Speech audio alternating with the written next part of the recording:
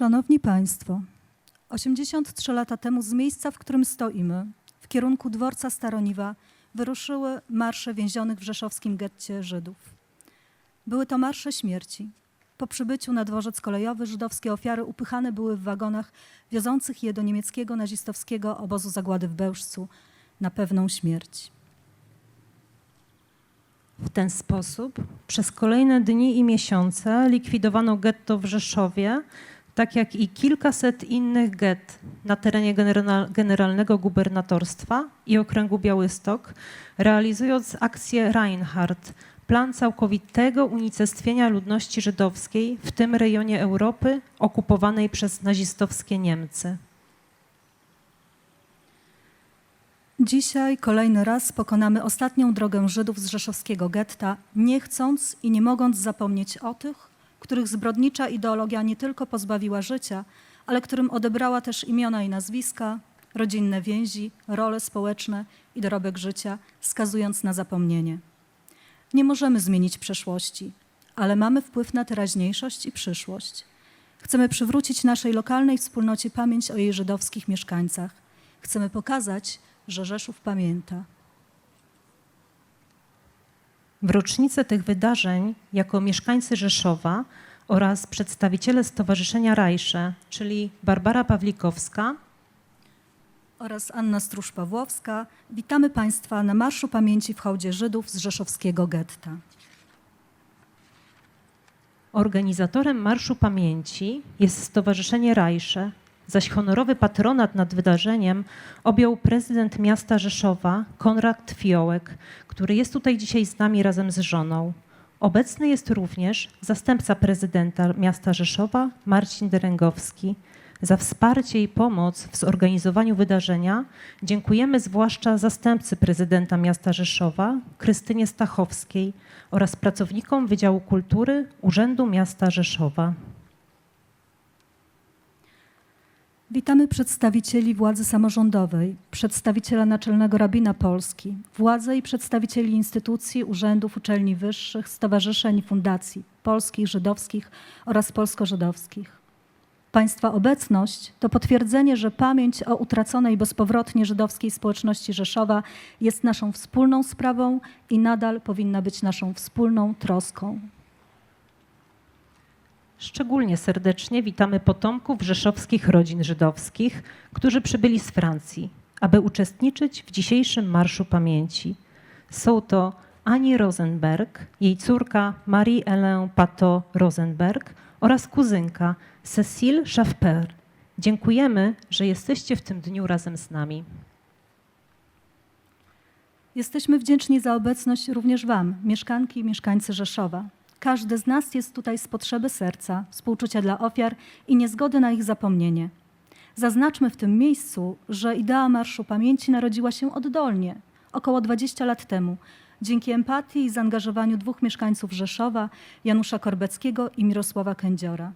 Jako Stowarzyszenie Rajsze wraz z Państwem tę inicjatywę kontynuujemy. W kwestii formalnej.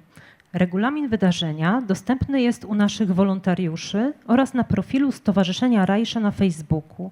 Marsz Pamięci jest transmitowany w mediach społecznościowych. Przewodniczącym zgromadzenia jest ksiądz Paweł Batory. Całe wydarzenie jest tłumaczone na polski język migowy. Nim wyruszymy w drogę, przypomnijmy historię zagłady żydowskiej społeczności Rzeszowa. Tuż przed II wojną światową w Rzeszowie mieszkało ponad 13 000 Żydów, stanowiących około 30% mieszkańców miasta, zaś w lipcu 1942 roku, przed rozpoczęciem likwidacji getta, jak można szacować, w mieście przebywało łącznie około 23 000 Żydów. Byli to zarówno rodowici rzeszowianie, jak i Żydzi z Łodzi, Kalisza czy Śląska, przesiedleni tutaj przez Niemców jeszcze na początku wojny. W tym czasie w getcie w Rzeszowie znajdowali się również żydowscy mieszkańcy podrzeszowskich miasteczek, w których okupanci już wcześniej zlikwidowali getta. Były to m.in. Czudec, Głogów, Kolbuszowa, Leżańsk, Sędziszów Małopolski, Strzyżów czy Tyczyn. Wspominamy więc dzisiaj ofiary niemieckich okupantów z rzeszowskiego getta, mając świadomość, jak liczna oraz jak zróżnicowana, także gdy idzie o pochodzenie, była to grupa. Pierwsza akcja likwidacyjna w rzeszowskim getcie miała miejsce 7 lipca 1942 roku i trwała do 13 lipca. Dzień 7 lipca był najbardziej brutalnym dniem deportacji. Szacuje się, że w deportacjach lipcowych do niemieckiego nazistowskiego obozu zagłady w Bełżcu wywieziono z naszego miasta 10 do 12 tysięcy osób. 2–3 tysiące zostało rozstrzelanych w lesie Bór pod Głogowem, a wielu innych straciło życie w samym getcie. Kolejne największe wywózki miały miejsce w sierpniu oraz w listopadzie 1942 roku. Historycy szacują, że z rzeszowskiego getta do Bełżca deportowano od 15 do 22 tysięcy Żydów. Jest to zatrważająca liczba. Szanowni Państwo, oddajmy teraz głos naocznemu świadkowi likwidacji getta w Rzeszowie. Oto znajdująca się w zbiorach archiwalnych Żydowskiego Instytutu Historycznego relacja Walentego Saneckiego, mieszkańca Rzeszowa, którą przeczyta Justyna Król.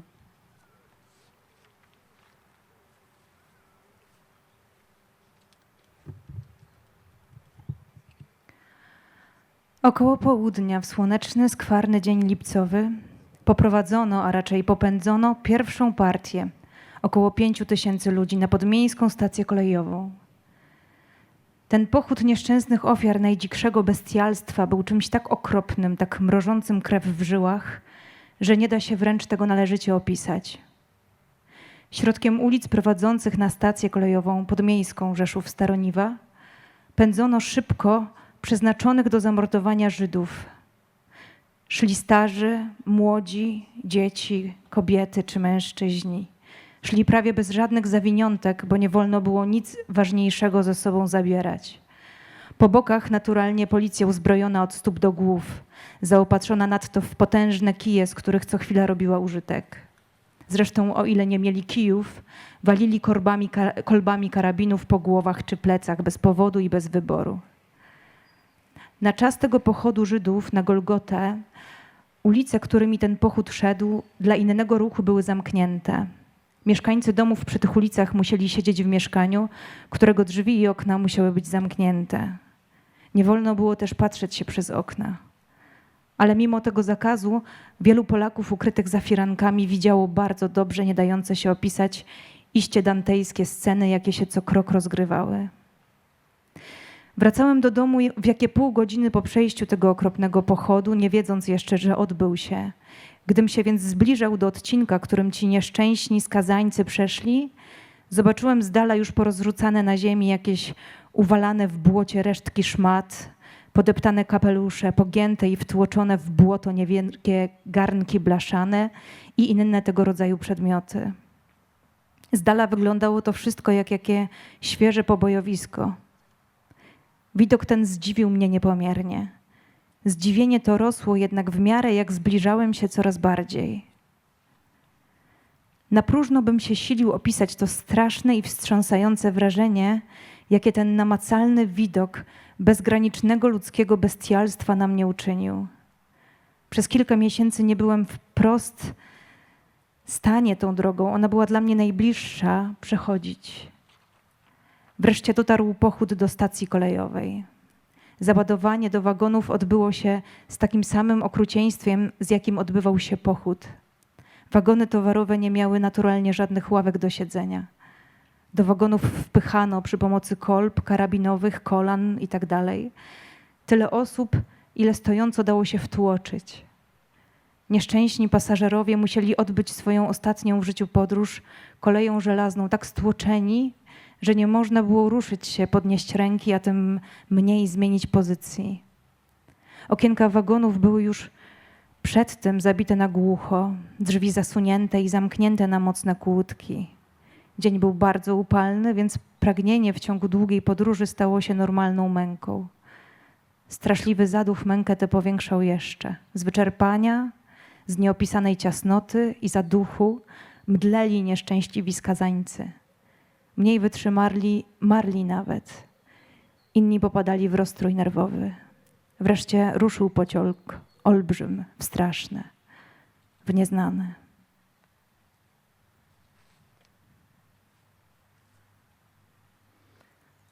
Na dzisiejszą uroczystość przybyły do nas z Francji 3 potomkinie rzeszowskich Żydów. O zabranie głosu w ich imieniu proszę Marie-Hélène Pato-Rosenberg. Tekst tłumaczenia przeczyta Justyna Król.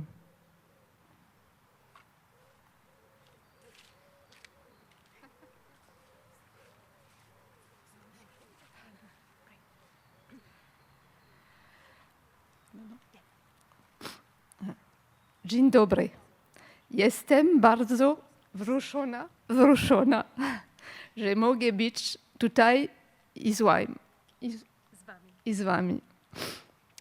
Ma grand-mère, Rosa Broust, dont les parents étaient originaires de Rzeszów, y était née en 1899 et...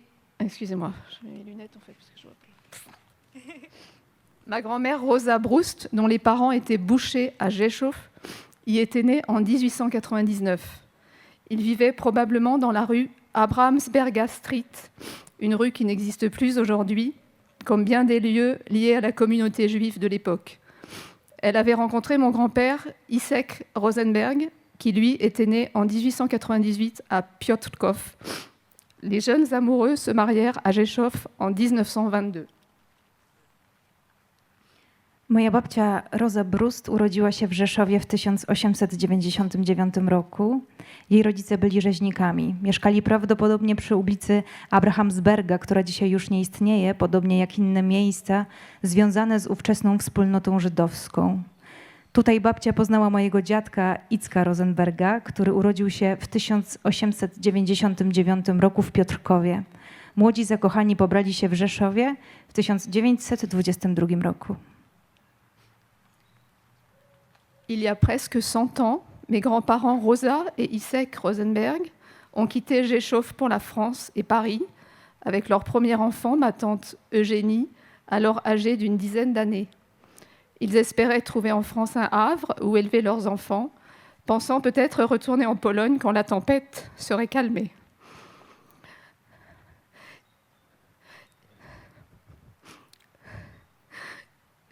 Ils ont bien sûr tout laissé derrière eux, parents et amis, dont la plupart sont très certainement morts dans un des camps d'extermination, peut-être même à Belzec. Nul n'en a jamais rien su. Ils ne sont jamais revenus.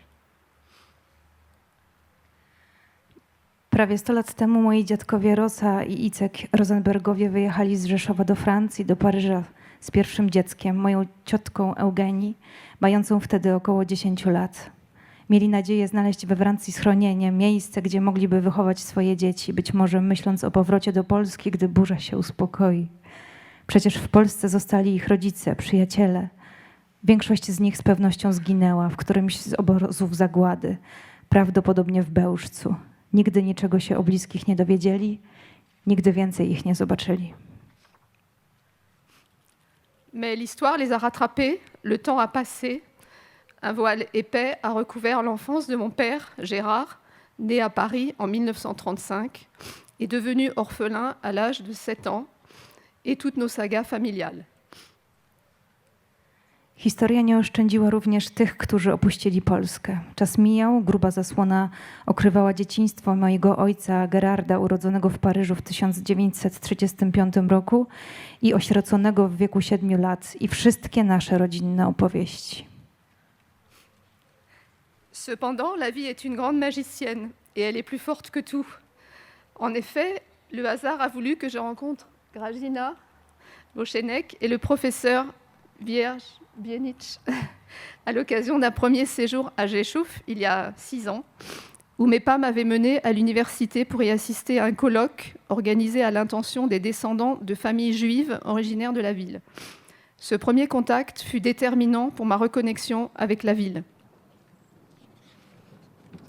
Życie jest jednak wielkim magiem, silniejszym od wszystkiego.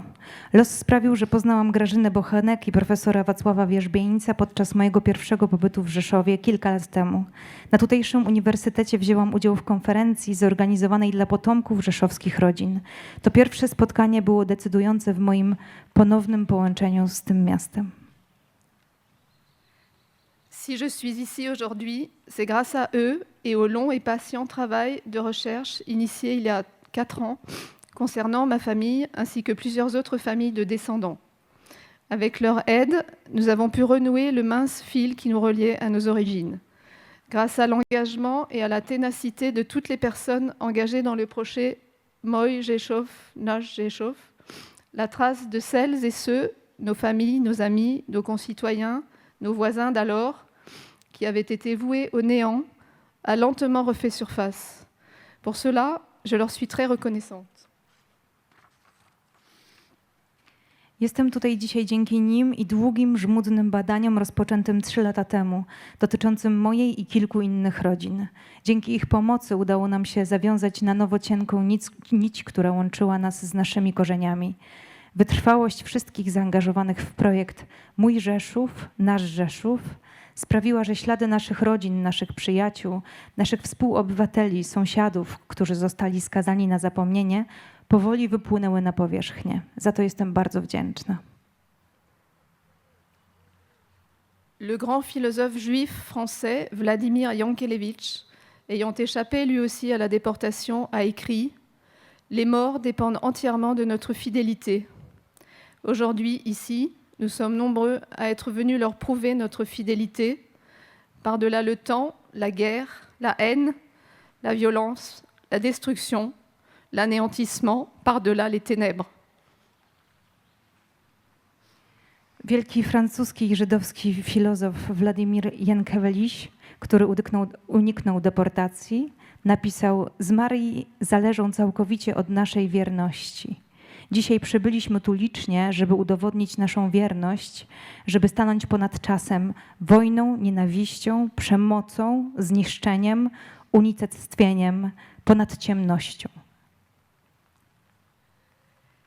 Il nous appartient désormais à nous et aux générations futures de continuer cette trace et de perpétuer leur mémoire.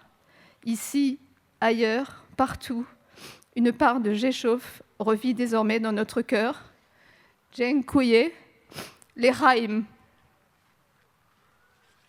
Teraz od nas i przyszłych pokoleń zależy, czy będziemy kontynuować tę drogę i utrwalać pamięć o nich. Tutaj, gdzie indziej, wszędzie. Cząstka Rzeszowa żyje teraz ponownie w naszych sercach. Dziękuję. L'chaim.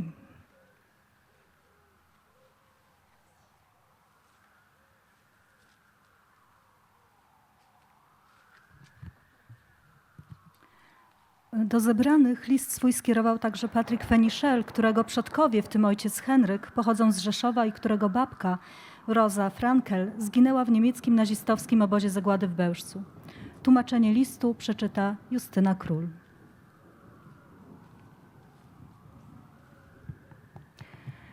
Szanowni Państwo, chciałbym ponowić moje podziękowania, wdzięczność, szacunek i podziw dla Stowarzyszenia Rajsze za wspaniałą pracę, którą wykonujecie. To praca ważna dla naszych rodzin, ale nie tylko. Także dla rzeszowskiej młodzieży i jej przyszłości.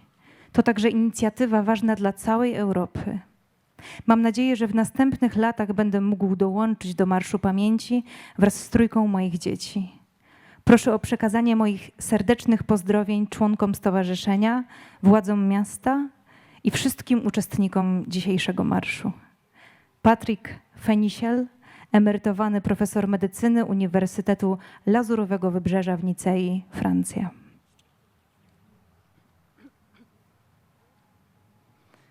Dziękujemy za skierowane do nas przesłanie. Prosimy rabina Tomera Rechowiego, reprezentującego naczelnego rabina Polski i rabina Warszawy Michaela Szudricha, o recytację psalmu oraz modlitwę za zmarłych El Male Rachaim.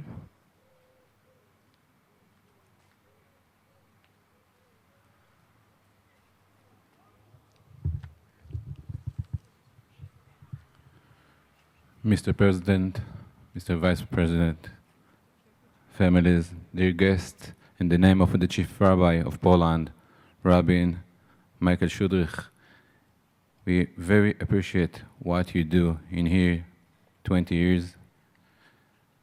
We can't change the past, but we can change the present and create good future for all of us.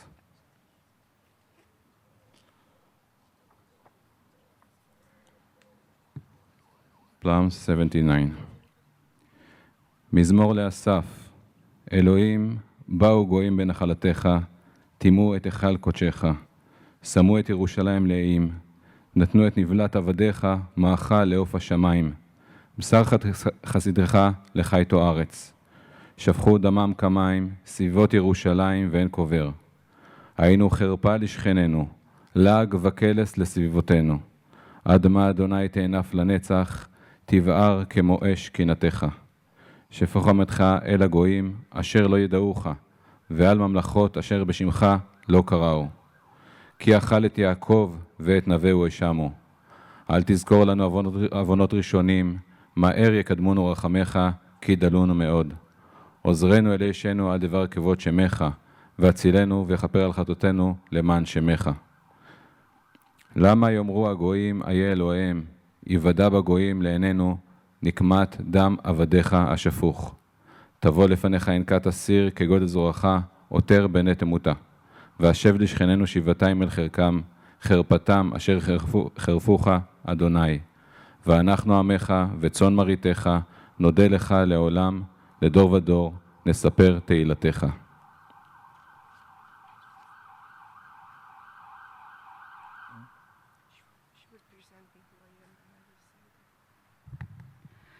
Teraz poprosimy siostrę Katarzynę Kowalską ze Zgromadzenia Sióstr Matki Bożej z Syjonu i wiceprzewodniczącą Światowej Rady Chrześcijan i Żydów, a także współprzewodniczącą Polskiej Rady Chrześcijan i Żydów o przetłumaczenie słów skierowanych do nas przez rabina Tomera Rechowiego oraz przetłumaczenie psalmu, którym przed chwilą się modlił. Rabin pozdrawia wszystkich bardzo serdecznie. Dziękuję za przybycie od naczelnego rabina Michaela Shudricha. A ja witam też wszystkich bardzo serdecznie. Dziękuję, że Państwo są z nami w imieniu Polskiej Rady Chrześcijan i Żydów.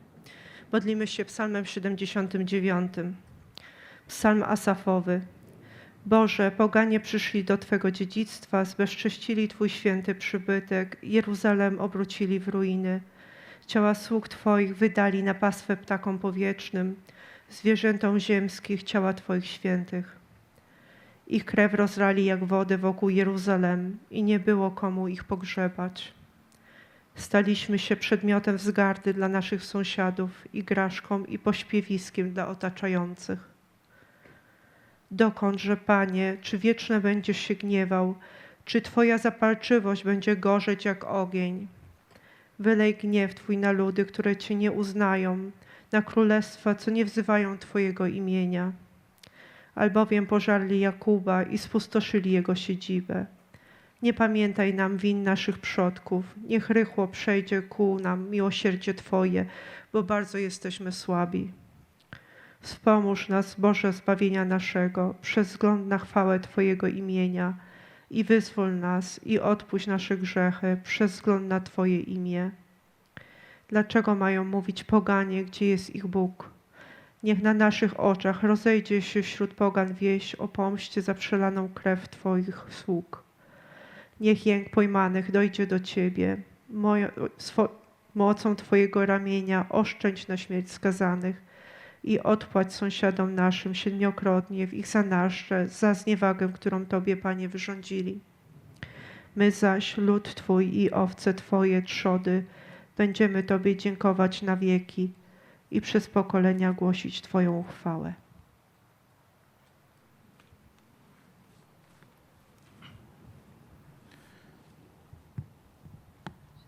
אל מלא רחמים שוכן במרומים, אמצא מנוחה נכונה על כנפי השכינה, במעלות קדושים וטהורים, כזוהר רקיע מזהירים לנשמות נספי קהילת ג'שוב, וכל נספי השואה שנאספו במחוזות המוות בשעת הגזרות, המסעות והמשלחות, ברעב ובצמא, בקור ובחום, בעינויים קשים ובדרך עינויים משפילה. ישבו בחושר ובצל מוות בלעדי תקווה ועוזר, וכיליון היה גורלם, ובמותם קידשו שם השם ברוך הוא, ועל כן בעבור שאנו מתפללים לעילוי נשמותיהם, רחם עליהם בסליחה ורחמים, והכניסם במחצתך ותן להם מנוחה על משכבם, ויאיר אורם כזוהר רקיע, ויעמדו לגורלם לקץ הימים, ונאמר אמן.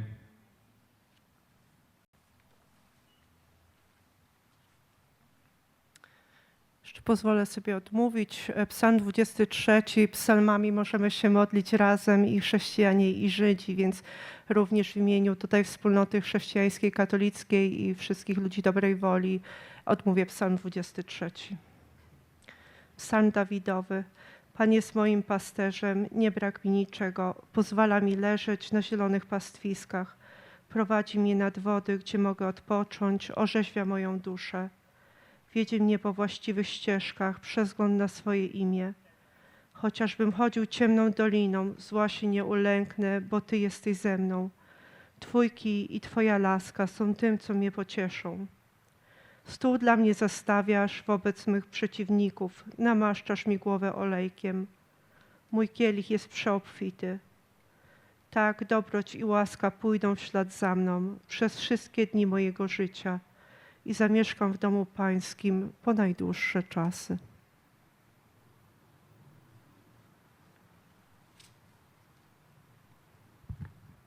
Teraz głos zabierze Tomasz Grebner, przedstawiciel Gminy Wyznaniowej Żydowskiej w Krakowie.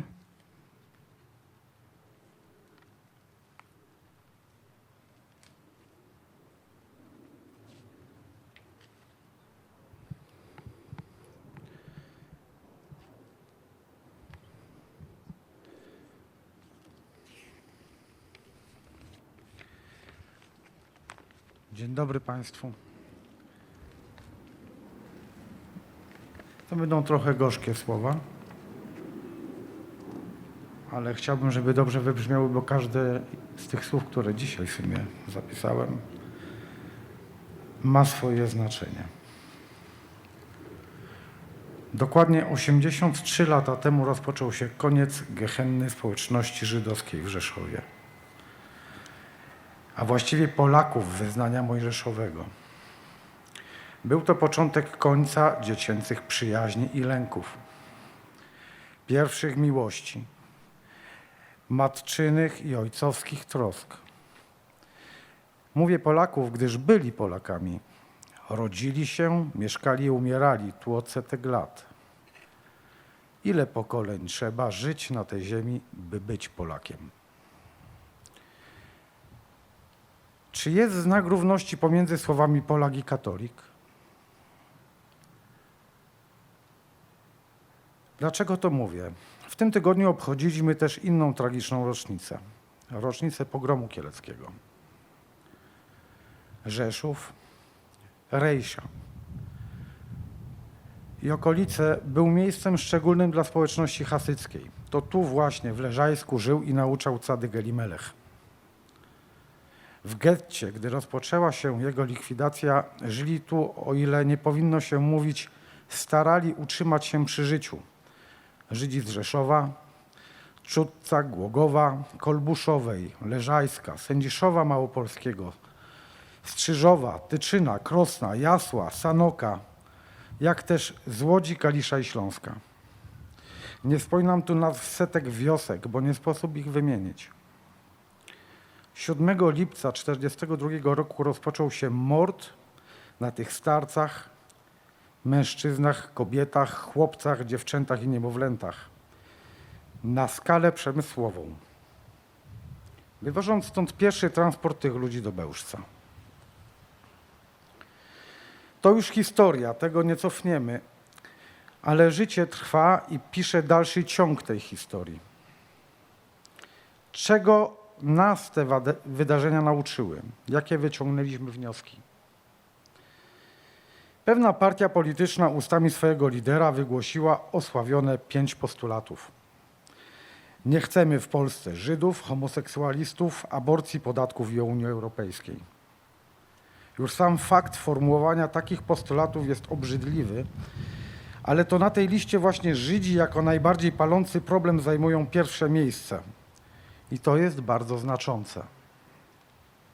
A propos palący. Inny lider tej partii o brunatnie brzmiącym nazwisku zasłynął między innymi zgaszeniem świecznika hanukowego, gaśnicą w Sejmie. W tym samym Sejmie, w którym na sali plenarnej wisi krzyż. Wyobraźmy sobie przez chwilę, że jakiś Żyd przemocą ten krzyż by zdjął. Co wtedy by się rozpętało? To, że tego rodzaju osoby są, nie jest niczym nowym. Mnie jednak przeraża fakt, że tak wielu to popiera, oddając głosy na tego rodzaju ludzi. Tym bardziej, że ten człowiek kandydował tutaj, w Rzeszowie. Czy to wynik złej edukacji? Może wychowania w domu? A może efekt przyzwolenia? Co poszło nie tak? Czy odczłowieczanie jakiejś grupy ludzi mamy wpisane w geny? Czy być może dajemy sobą manipulować? Niezależnie od przyczyny zebraliśmy się tutaj, by uczcić pamięć ludzi, których zamordowano tylko dlatego, że byli Żydami. A przecież przychodząc na ten świat nie mieli żadnego wpływu na to, kim są. Julian Tuwim, Krzysztof Kamil Baczyński, Antoni Słonimski, Bruno Schulz, Stanisław Lem, a nawet Adam Mickiewicz też nie mieli na to wpływu. Jak zresztą wielu, wielu innych. I gdyby byli wtedy w tym getcie, zostaliby wywiezieni do Bełżca. To my jesteśmy odpowiedzialni za pamięć. To my jesteśmy odpowiedzialni za przyzwolenie na nienawiść i antysemityzm. I to jedynie od nas zależy, czy będziemy na to obojętni. Wolność słowa kończy się tam, gdzie zaczyna się krzywda drugiego człowieka. Pamiętajmy słowa profesora Turskiego. Auschwitz nie spadło z nieba. Dziękuję bardzo.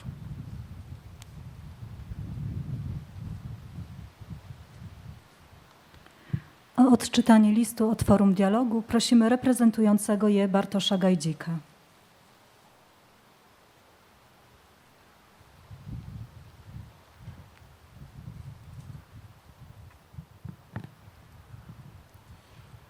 Szanowni Państwo, w imieniu Forum Dialogu, organizacji pozarządowej mającej na celu poprawę relacji polsko-żydowskich, serdecznie gratuluję Stowarzyszeniu Rajsze oraz wszystkim osobom, które przyczyniły się do organizacji uroczystości w 83. rocznicę pierwszej deportacji społeczności żydowskiej Rzeszowa do niemieckiego nazistowskiego obozu zagłady w Bełżcu. Z pełnym przekonaniem objęliśmy dzisiejszą uroczystość patronatem. Marsz Pamięci, który po raz kolejny przechodzi tutejszymi ulicami, jest wyrazem szacunku wobec osób, które przez kilkaset lat współtworzyły rzeszowską społeczność. Hołdem symbolicznie oddanym tym, których dziś w Rzeszowie nie ma. To, że znów spotykają się Państwo w tragiczną rocznicę deportacji rzeszowskich Żydów, jest świadectwem tego, że pamięć o Żydach jest ważna dla obecnych mieszkańców i mieszkanek miasta, a żydowska historia Rzeszowa jest częścią ich własnej historii. Jesteśmy zaszczyceni, mogąc wspierać w ramach sieci Forum Dialogu osoby zaangażowane w organizację uroczystości, takich jak dzisiejsza. Dzięki ich pracy krajobraz polskiej pamięci o Żydach trwale się zmienia. W imieniu Forum Dialogu dziękuję raz jeszcze za Państwa zaangażowanie, za pamięć o przeszłości Rzeszowa i troskę o jego przyszłość. Olga Kaczmarek, dyrektorka Forum Dialogu, Warszawa, 2 lipca 2025 roku.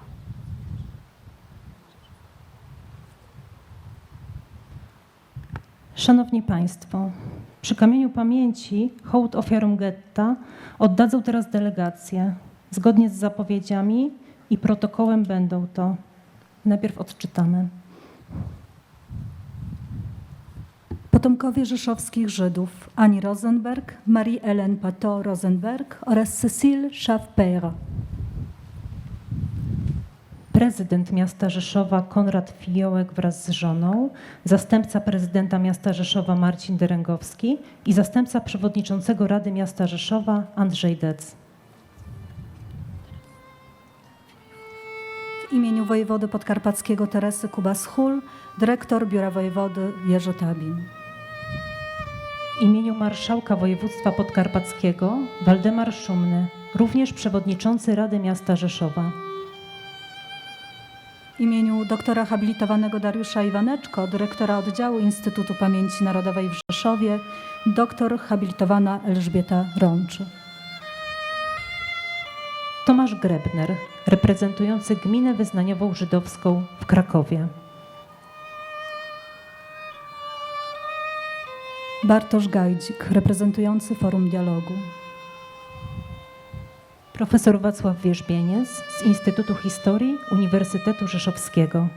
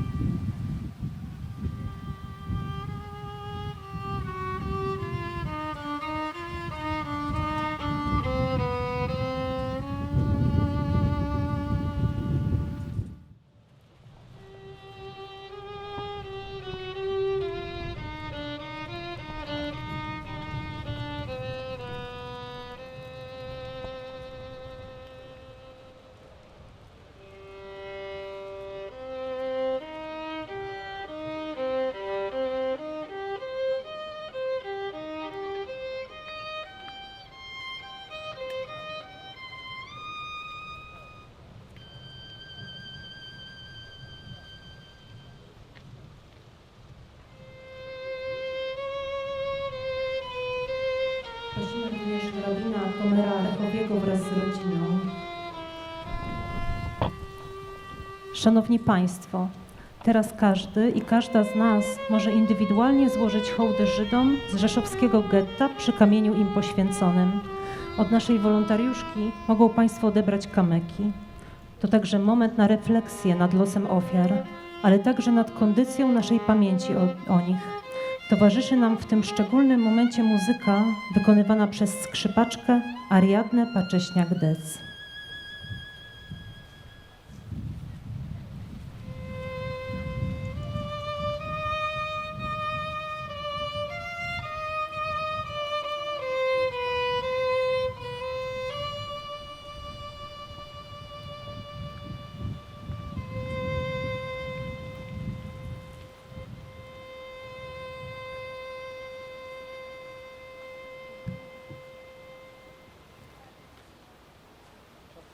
Szanowni Państwo, jesteśmy w bardzo ważnym dla żydowskiej społeczności Rzeszowa miejscu. Ważnym nie tylko ze względu na pamięć zagłady, ale też ze względu na swoją wcześniejszą, wielowiekową historię. Tu znajdował się dawny żydowski cmentarz, tu w pobliskich 2 synagogach rzeszowscy Żydzi gromadzili się na modlitwie. By uczcić ich pamięć, by obudzić raz jeszcze to niegdyś pełne życia miejsce, przez całą noc w oknie starej synagogi będzie paliło się symboliczne światło.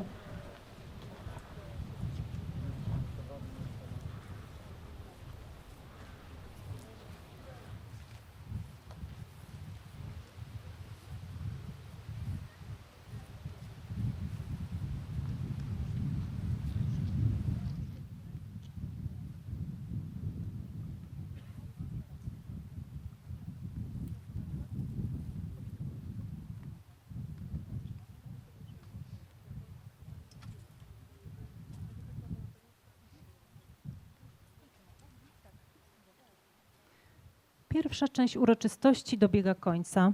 Przejdziemy teraz w milczeniu ulicami Kopernika, Grunwaldzką, Placem Farnym, Moniuszki, Pułaskiego i dojazdem Staroniwa, aż do stacji PKP Staroniwa. Zachęcamy do aktywnego udziału w Marszu Pamięci. Nasi wolontariusze rozdają okolicznościowe przypinki, a także wstążeczki z imionami i nazwiskami zamordowanych, szyldy przedwojennych żydowskich zakładów, zdjęcia przedstawiające to miejsce, czyli ogromny żydowski cmentarz zaraz po zakończeniu II wojny światowej. Na dworcu przygotowane jest miejsce, gdzie będą Państwo mogli sami zawiązać wstążeczki z personaliami rzeszowskich Żydów, włączając się performatywnie w upamiętnienie. Tym wymownym gestem zakończymy dzisiejszą uroczystość.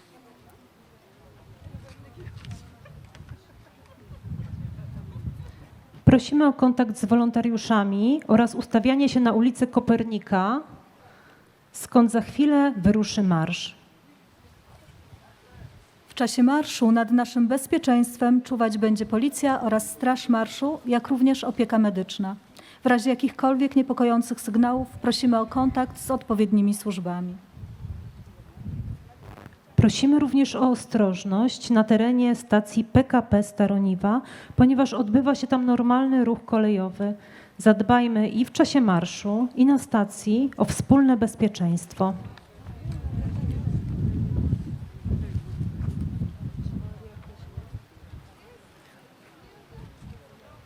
Zapraszamy Państwa, aby ustawiać się przy ulicy Kopernika. Na ulicę Kopernika zapraszamy wszystkich Państwa.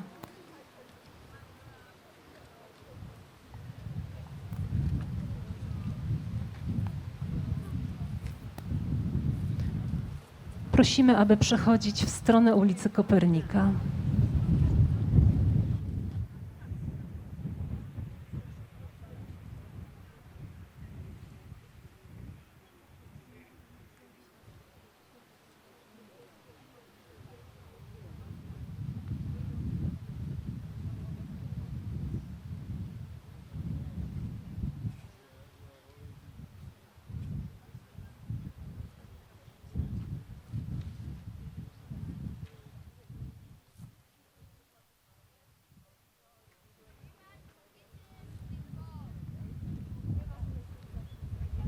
Zapraszamy, aby się przesuwać w stronę ulicy Kopernika.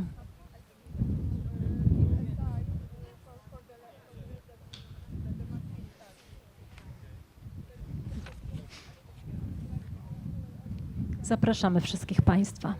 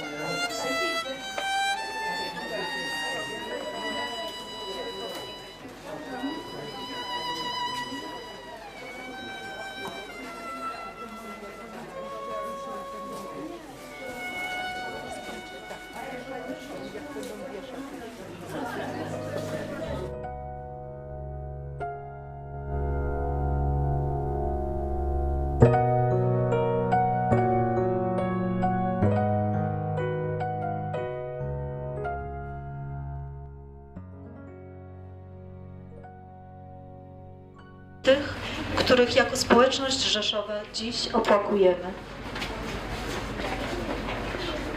Zawiązujemy i zawiązujmy je dalej na przygotowanych sznurkach. Niech w tym efemerycznym pomniku przywrócona zostanie pamięć o ofiarach zagłady, rzeszowskich Żydach, ale też nasza więź z nimi. Jeśli chodzi o niesione szyldy, prosimy o przekazywanie ich wolontariuszom. To czas na refleksję nad przeszłą tragedią, ale też nad kondycją naszego świata i rozgrywającymi się obecnie dramatami.